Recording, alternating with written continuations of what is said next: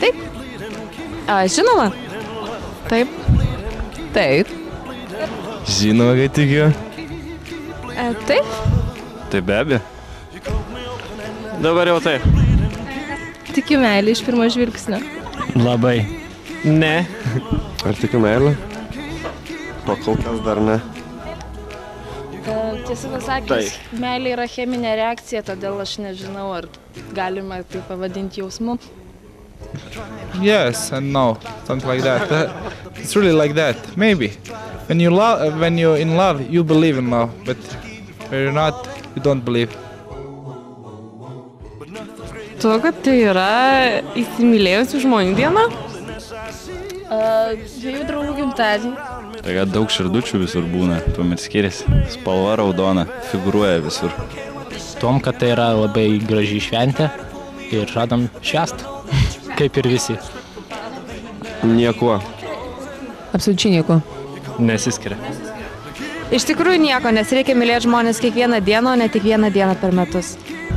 Tiesiog tai yra diena, kai reikia dar labiau priminti, kad kaip tu myli žmogų.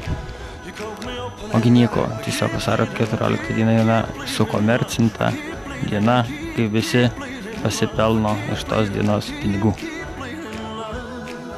Prisiminsiu visus mylimus žmonės. Padarysiu didžiulę staigmeną. Dirbsiu. Su savo panele romantiškai dviese kur nors sugalvosim.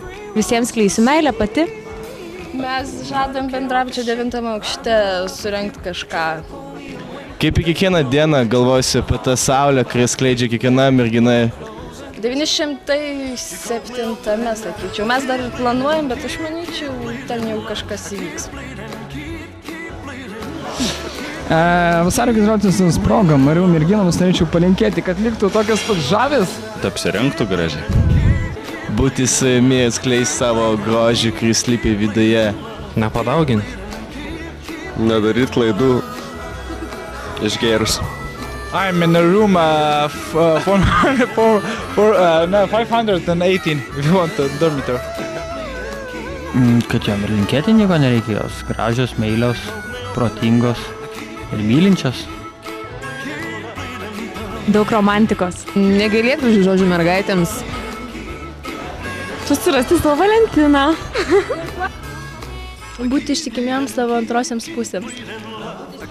Pasipuošti, mergaitėm atnešti gėlių ir ateiti su gera nuotaika.